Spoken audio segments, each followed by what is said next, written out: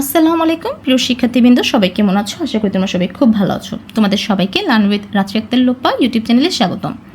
আমি রাত্রি। আজকে তোমাদের মাঝে আমি পঞ্চম শ্রেণীর প্রাথমিক গণিত বইয়ের 55 শ্রেণী আলোচনা করব। আমরা এর আগে সাধারণ ভগ্নাংশের আগের পৃষ্ঠাগুলো নিয়ে আলোচনা করেছি। আমরা এর আগে 53 এবং 54 পৃষ্ঠায় কিন্তু তুলনা করা শিখেছি কীভাবে ভগ্নাংশে তুলনা করতে হয়। ভগ্নাংশ তুলনা করতে হলে অবশ্যই দুটি ভগ্নাংশ কিংবা তিনটি ভগ্নাংশ, যে কটি ভগ্নাংশ হোক, সেগুলোর হরকে আমাদের সমান করতে হবে। যদি হরগুলো সমান করতে পারি, সমহর করতে পারি, তাহলে লবগুলো তুলনা করেই সহজে বড় ছোটো নির্ণয় করতে পারবো। মানে হর যদি সমান হয় তাহলে ভগ্নাংশ, যে ভগ্নাংশের লব বড় সেই ভগ্নাংশটি হবে বড়, আর যে ভগ্নাংশটির লব ছোট সেটাই হবে ছোট। তো আমরা এখন দেখব এখানে আমাদের কী কী রয়েছে কাজ। আমাদের একই রয়েছে, নিচের ভগ্নাংশগুলোকে সমহর বিশিষ্ট ভগ্নাংশে রূপান্তর করে তুলনা করি। এখানে দুটি ভগ্নাংশ দেওয়া আছে, এই ভগ্নাংশগুলোকে আমাদের প্রথমে সমহরে আনতে হবে, তারপর কি করতে হবে, সমহরে আনার পরে আমরা লব তুলনা করে ভগ্নাংশগুলোর তুলনা খুব সহজেই করতে পারবো। তো এই অঙ্কগুলো আমি খাতা থেকে করে রেখেছি, সেখান থেকে তোমাদের একটু বুঝিয়ে করাবো। দেখো, আমাদের ভগ্নাংশ ছিল 4/3 এবং 5/3। এখন ভগ্নাংশগুলোর হর কিন্তু সমান নয়। আমাদের যদি তুলনা করতে হয় তাহলে প্রথমে কী করতে হবে, ভগ্নাংশগুলোর হরগুলোকে সমান করতে হবে। তো ভগ্নাংশগুলোর হর সমান করার জন্য প্রথমে আমাদের কী করতে হবে, দুটি ভগ্নাংশের যে হরগুলো আছে সেগুলোর আমাদের লসাগু বের করতে হবে। তো ভগ্নাংশগুলোর হর হচ্ছে 4 এবং 5-এর লসাগু কত, 20। আমরা 4 এবং 5-এর গুণ করে দিয়েছি, লসাগু 20 হয়ে গেছে। কারণ কি, 5 মৌলিক সংখ্যা। যদি দুটি ভগ্নাংশে মানে একটি যদি মৌলিক সংখ্যা হয় তাহলে আমাদের লসাগু না করে শুধু গুণ করে দিলেই হয়ে যাবে, ঠিক আছে? যেহেতু 5 মৌলিক সংখ্যা, 5কে আর অন্য সংখ্যা দিয়ে ভাগ করা যায় না, তাই আমরা 5কে 4 দিয়ে ভাগ করে এই লসাগু 20 করে ফেললাম। এখন দেখো, আমরা যেহেতু 20 পেলাম লসাগু, এবার 20কে আমরা প্রথম ভগ্নাংশের হর ছিল 4 দিয়ে ভাগ করব। 4 দিয়ে ভাগ করলে আমরা পেলাম হচ্ছে 5। এবার কি করব, এবার আমাদের হচ্ছে যে 4 এবং 3, এই যে ভগ্নাংশ ছিল 4/3, এটা লিখে গুণ চিহ্ন দিয়ে লবকেও কী করব, 5 দিয়ে, যেহেতু ভাগফল পেলাম 5, লবকেও 5 দিয়ে গুণ করব এবং হরকেও 5 দিয়ে গুণ করব। গুণ করলে 5কে 3 দিয়ে গুণ করলে হয় 15 এবং 4কে 5 দিয়ে গুণ করলে হয় 4×5 = 20। এবার আমরা পরের ভগ্নাংশ নিয়ে কাজ করব।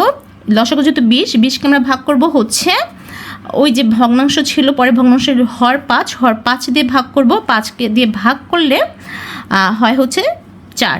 20কে 5 দিয়ে ভাগ করলে হয় 4। এবার হচ্ছে ভগ্নাংশটা লিখে ফেলবো 3/5। এবার লব এবং হরকে 4 দিয়ে ভাগ করবো। যে ভাগফলটা পেয়েছি তাকে লব এবং হরকে গুণ করব। গুণ করলে আমরা পেয়েছিলাম হচ্ছে 3 4 12 এবং 4×5 = 20। এখন যেহেতু কি কোনটি বড় বলো তো, এই দুটি ভগ্নাংশের লব কোনটি বড়, 15 এবং 20 সমহর বিশিষ্ট ভগ্নাংশের যেহেতু পেলাম, এবার লব যদি দেখি, লব হচ্ছে এই যে 15টা বড়, তাহলে এই জিনিসটা আগে বড় চিহ্ন লিখে বড় চিহ্ন দিব এবং 20।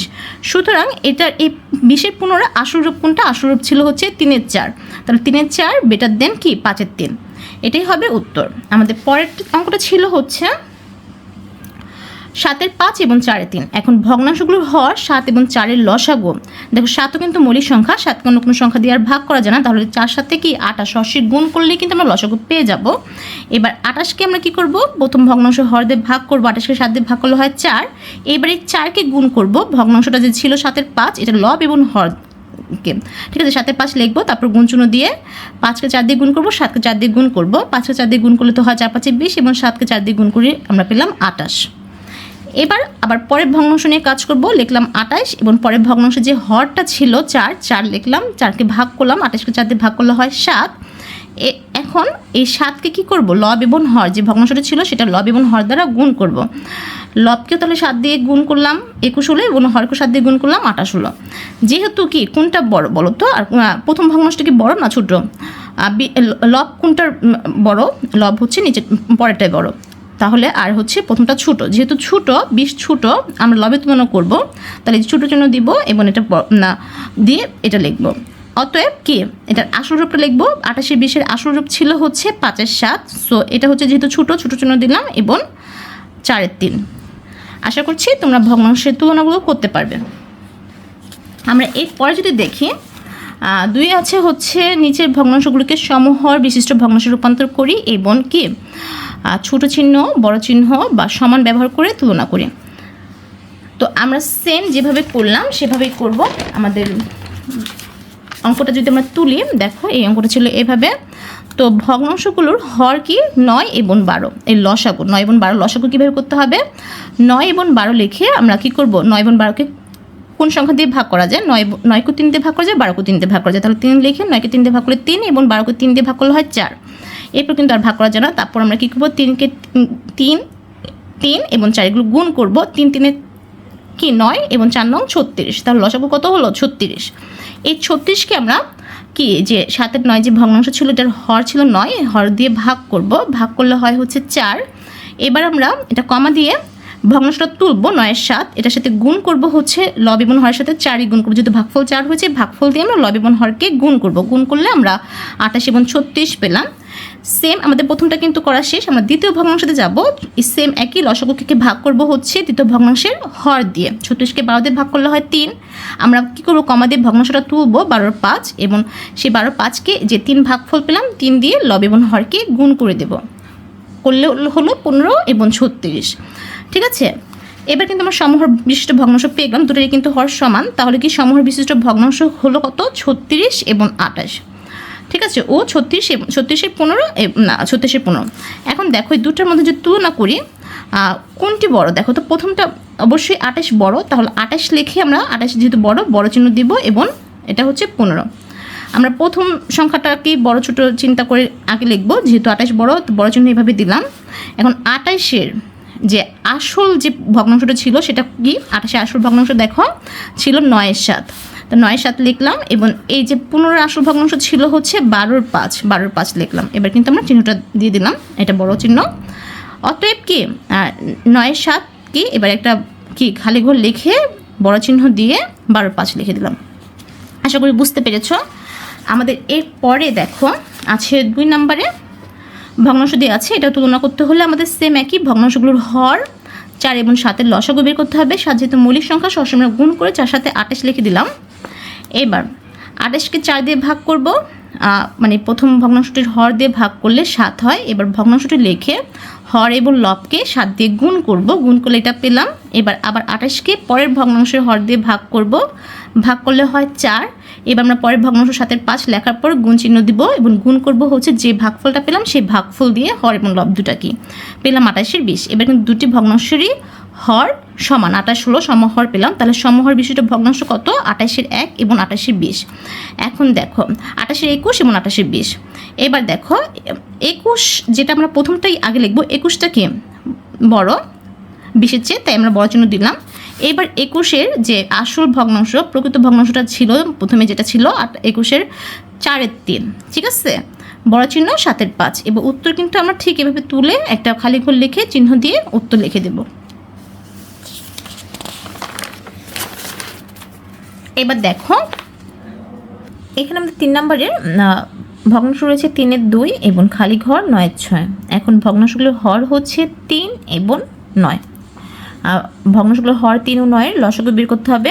3 ও 9-এর লসাগু আমরা আরেকটু সহজ উপায় বলি। লসাগু বের করতে হলে দেখো যদি প্রথম ভগ্নাংশ কিংবা যে কোনো ভগ্নাংশকে অন্য ভগ্নাংশ দিয়ে ভাগ করা যায় তাহলে কি যে ভগ্নাংশটির হর বড় সেটাই হচ্ছে লসাগু। তাহলে 3কে 9 দিয়ে ভাগ করা যায়। তাহলে 9 যেহেতু বড় তাহলে এটার লসাগু কি হবে? লসাগু হবে হচ্ছে 9। এখন আমরা যেহেতু লসাগু 9 পেয়েছি, 9কে আমরা কি করব? প্রথম যে ভগ্নাংশের হর ছিল 3 দিয়ে ভাগ করব। 9কে 3 দিয়ে ভাগ করলে হয়েছে 3। এবার আমরা কমা দিয়ে কি লিখবো? যে ভগ্নাংশটা ছিল 3-এর 2 সেটা লিখে গুণ চিহ্ন দিয়ে লব এবং হর উভয়কে কি যে ভাগফলটা পেয়েছি 3 সেটা দিয়ে গুণ করে দেব। গুণ করলে 2কে 3 দিয়ে গুণ করে আমরা 6 লিখলাম এবং 3কে 3 দিয়ে গুণ করলে আমরা লিখলাম 9। এবার আমাদের কিন্তু এটা শেষ। এবার পরের ভগ্নাংশ নিয়ে কাজ করতে হলে সেম একই যে লসাগুটা লিখবো এবং ভাগ করব কি পরের ভগ্নাংশ যে হর ছিল হর দিয়ে ভাগ করব। 9কে 9 দিয়ে ভাগ করলে এখন যেহেতু হর 9 ভাগ করলে হয় হচ্ছে 1। এইবার এই 1টা আমরা কমা দিয়ে কি লিখবো? ভগ্নাংশটা তুলবো, 9 6 তুলবো এবং গুণ চিহ্ন দিয়ে যে ভাগফল পেয়েছি ভাগফল দিয়ে হর এবং লবকে গুণ করে দেব। তো ভাগফল যেহেতু 1কে 6 দিয়ে গুণ করলে হবে 6 এবং 9কে 1 দিয়ে গুণ করলে হবে হচ্ছে 9। এখন কিন্তু আমরা দুটিরই সমহর বিশিষ্ট ভগ্নাংশ পেয়ে গেলাম। দুটোরই হর হচ্ছে 9। এবার সমহর বিশিষ্ট ভগ্নাংশগুলো কি? 9 6 এবং 9 6। দুটি ভগ্নাংশ দেখো লব কিন্তু যেহেতু কি লব 6 আর 6 কি সমান, 6 সমান সমান 6। তাহলে কি আমরা 3-এর 2 সমান কি লিখতে পারি? 9-এর 6। যে আমরা কি এই যে এই ভগ্নাংশ যে 6-এর এটার আসল যোগ ছিল কি? প্রথমটা ছিল হচ্ছে 3-এর 2 আর পরেরটা কি ছিল? 9-এর 6। সেটাই লিখলাম। উত্তর আমরা ঠিক এভাবে লিখে একটা খালি ঘর দিয়ে সমান চিহ্ন দিয়ে উত্তর লিখে দেব। তো এর পরের অঙ্কটা ছিল হচ্ছে 11 কি না 16 11 এবং খালি ঘর 24 17। এখন ভগ্নাংশগুলোর হর 16 এবং 24 লসাগু বের করতে হবে। 16 এবং 24 লসাগু হচ্ছে 48। কীভাবে পাবো? 16 এবং 24 লিখবো এবং এই দুটি সংখ্যাকেই যদি যে সংখ্যাতে ভাগ করা যাবে সেই সংখ্যাতে ভাগ করব। তো 2 দিয়ে ভাগ করা যায় তাহলে 8 এবং এটাকে 24কে 2 দিয়ে ভাগ করলে হয় হচ্ছে 12। আবারও কিন্তু 2 দিয়ে ভাগ করা যাবে, 8কে 2 দিয়ে ভাগ করলে হবে 4 এবং 12কে 2 দিয়ে ভাগ করলে হবে 6। আবার 2 দিয়ে ভাগ করা যাবে 2 এবং 3 হবে। এইবার যে সংখ্যাগুলো পেলাম আমরা ভাগ করার পর এবং শেষে যেগুলো পেলাম সেগুলো সবকটাকে কী করতে হবে? গুণ করতে হবে। তাহলে 2কে 2 দিয়ে গুণ, তারপর আবার 2 দিয়ে গুণ, তারপর 2 দিয়ে গুণ, তারপর 3 দিয়ে গুণ। মোট কত হবে? 2 দুগুণে 4, 4 দুগুণে 8, 8 দুগুণে 16, 3 × 48। তাহলে লসাগু হয়েছে কত? 48। এবারে যে 48 পেলাম সেই 48 লিখে আমরা প্রথম ভগ্নাংশের হর ছিল 16, 16কে ভাগ করব। 48কে 16তে ভাগ করলে হয় 3। যদি আমরা ভাগফল পেলাম 3, এবার কমা দিয়ে কী করবো? ভগ্নাংশটা লিখে দিব এবং গুণ দিব হচ্ছে যে ভাগফলটা পেলাম সেই ভাগফল দিয়ে লবেবন হরকে। লবেবন হরকে ভাগ করার পর কিন্তু আমরা এই সংখ্যাটা পেলাম 48। তো হরটা কিন্তু 48 হবে দুটোর ভগ্নাংশই, ঠিক আছে? 16কে 3 দিয়ে ভাগ করলে হয় 48। এবার পরের ভগ্নাংশ নিয়ে কাজ করবো। 48 এবং পরের ভগ্নাংশ হর ছিল হচ্ছে 24। তো 48 24 ভাগ করলে হয়েছে 2। এবার আমরা কিন্তু ভগ্নাংশটা লিখবো 24 17। এবার গুণ করবো কি দিয়ে? ভাগফল দিয়ে। ভাগফল দিয়ে গুণ করলে হচ্ছে 17 দুগুণে 34 এবং 24 দুগুণে 48। দেখো এবার কিন্তু হর সমান, দুটারই হর 48 পেলাম, সমহর করলাম। তাহলে সমবিষ্ট ভগ্নাংশগুলো কী কী? 48 33 এবং 48 34।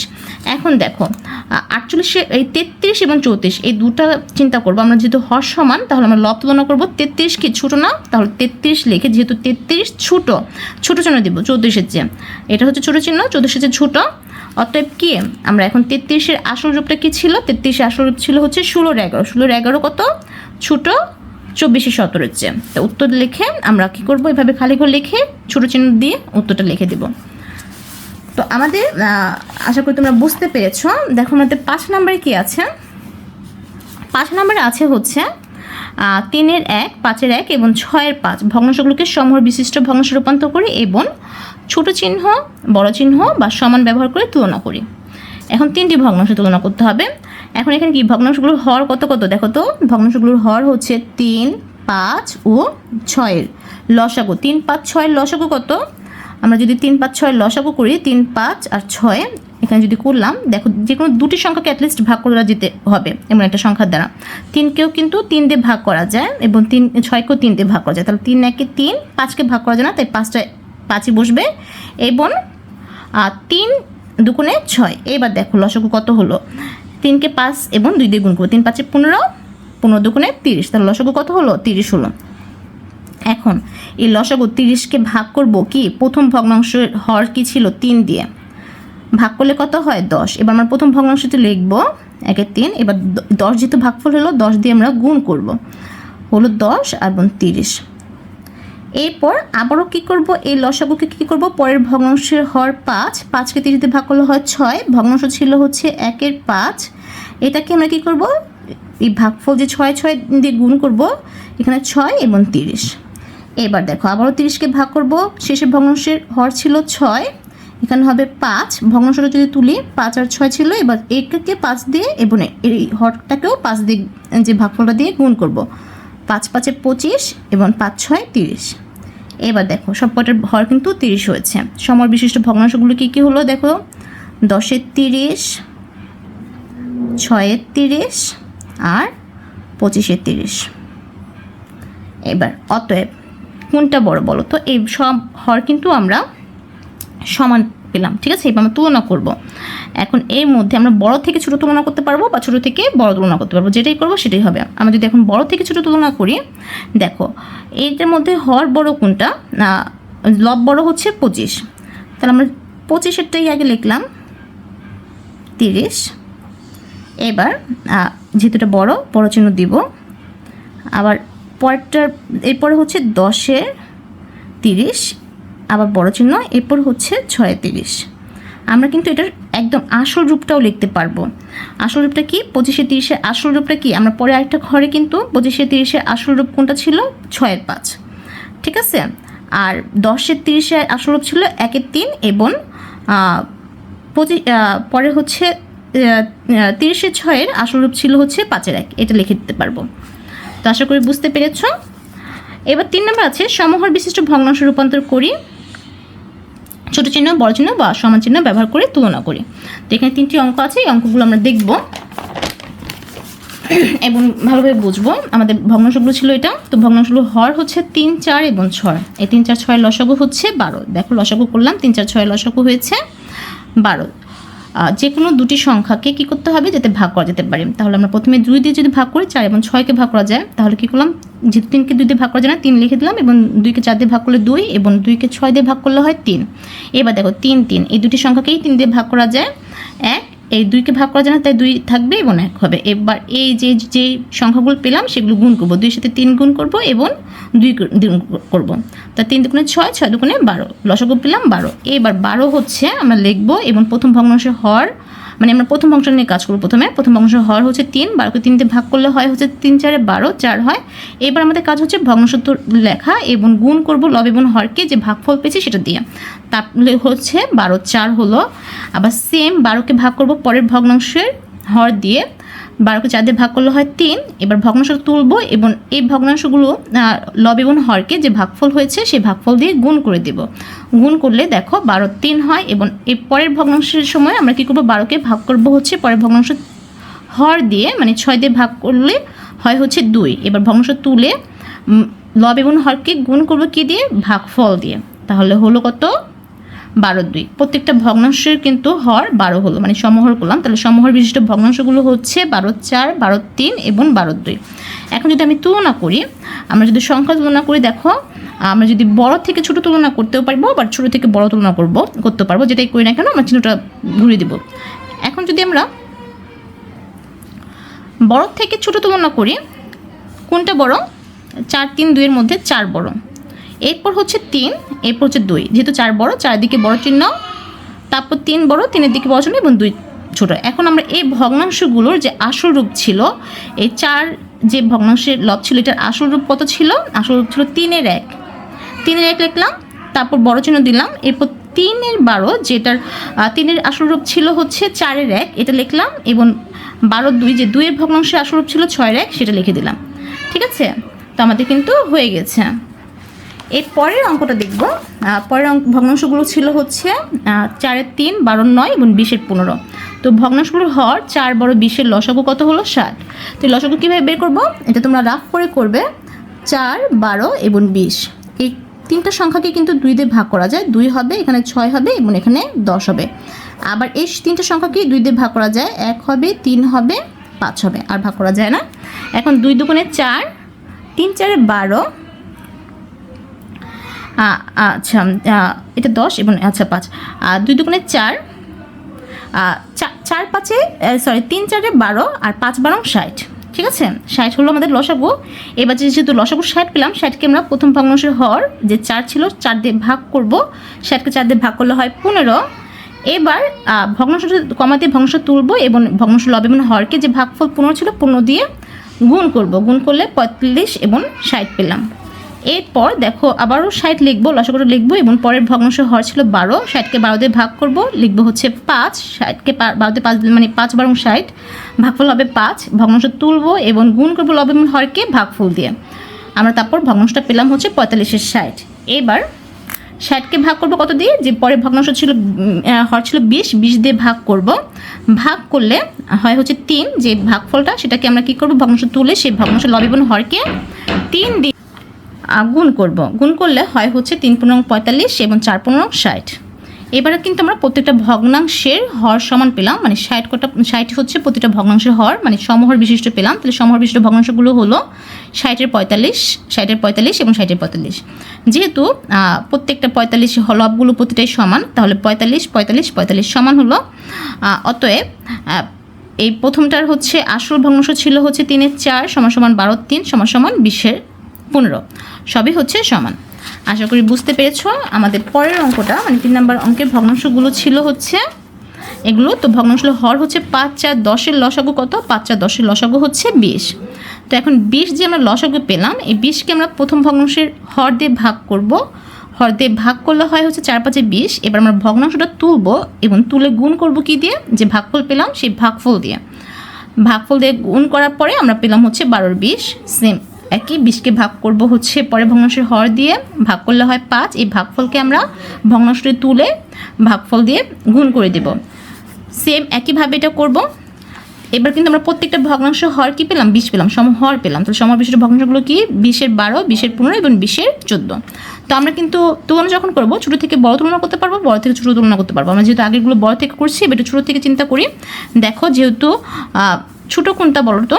ছোটো হচ্ছে 12, তো 12 আগে লিখলাম, তারপরে ছোটো হচ্ছে 14, তারপর ছোটো হচ্ছে 15। যেহেতু 12 ছোটো, তো 12 দিকে আমরা ছোটো চিহ্ন দেবো।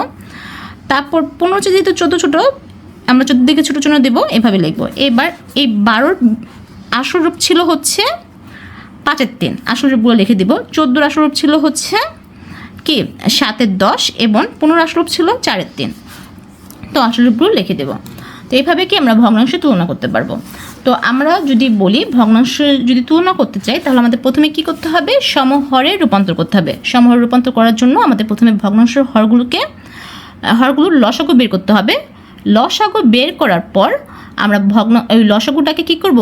যে ভগ্নাংশটি রয়েছে সেই ভগ্নাংশের হর দিয়ে ভাগ করব। ভাগ করার পর যে ভাগফল হবে সেই ভাগফলকে ভগ্নাংশটির লব এবং হর দ্বারা লব এবং হরকে ওই ভাগফল দিয়ে গুণ করব। গুণ করলে যে ভগ্নাংশটা পাবো, সেম পরের ভগ্নাংশ একই নিয়মে করলে কি আমরা হরগুলো সমান হিসেবে পাবো। আর হর যখন আমরা সমান পাবো তখন আমরা শুধু লবে তুলনা করে বড় ছোট বা সমান এইরকম তুলনা করতে পারবো। তো আশা করছি তোমরা এই অঙ্কগুলো আসলে পরীক্ষাতে খুব সুন্দরভাবে দিতে পারবে। সমহর বিশিষ্ট ভগ্নাংশ রূপান্তর করে তুলনা করা কিন্তু মোটামুটি সহজ যদি একটু বুঝো। তো আজকের ক্লাসটি এ পর্যন্তই। তোমাদের কেমন লেগেছে তোমরা অবশ্যই আমাকে কমেন্টস করে জানাবে। আর যদি না বুঝতে পারো তো আমাকে কমেন্টস করে জানাবে। ভালো লাগলে বন্ধুদের সাথে শেয়ার করবে। আর আমার চ্যানেল নতুন হয়ে থাকলে সাবস্ক্রাইব করতে ভুলবে না। সবাই ভালো থাকো, সুস্থ থাকো। আল্লাহ হাফেজ।